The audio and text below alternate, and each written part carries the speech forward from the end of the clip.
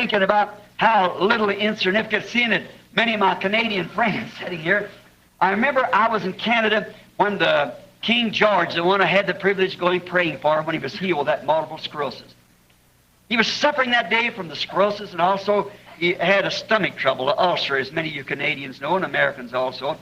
But I see him pass down through there, sitting in that carriage. He was a king. He conducted himself as a king. His beautiful queen sitting by him in her blue dress, and as he come down the streets. And a friend of mine and I were standing together. And when that carriage passed by, he just turned his head and started crying. I put my hand upon his shoulder and I said, "What's the matter?" He said, "Brother Branham, there goes my king and his queen." Well, I could appreciate that.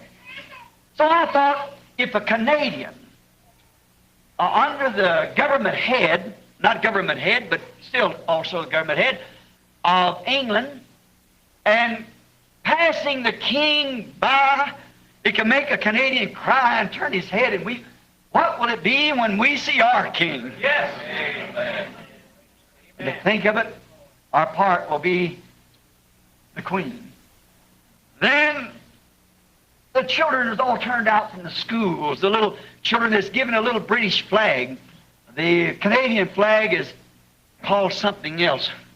Brother Fred, what's the Canadian flag called? Union Jack. But they give them a little British flag to wave. And when the king passed by, all the little fellows stood out waving the little flag and screaming to the king. And they were bands of playing "God Save the King" as he marched through the street.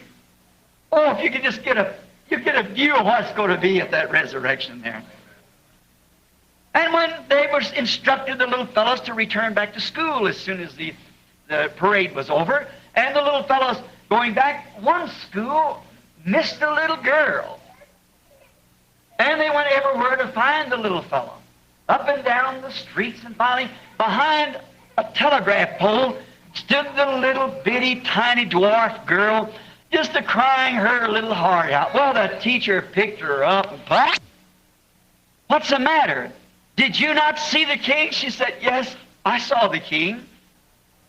Said, Did you not wave your flag?" She said, "Yes, I waved my flag."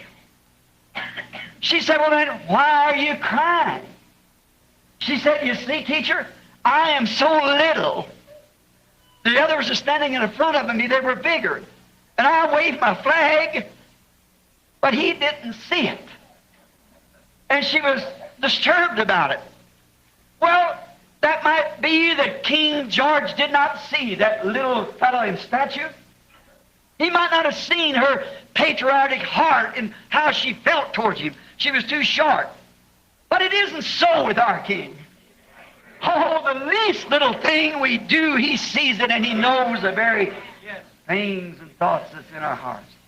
Whatever we do, what little it is, and how do we serve him? As we serve each other. If I don't love you, how can I love him? See?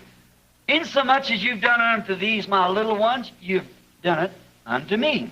See, it's the little things that we leave undone sometimes that breaks the whole chain, you see, and lets us go free, just denominational minded, and forget about these little things that really are the essential things. Everything, every word of God is essential. None of it can be left out. We've got to take every word of it just the way it was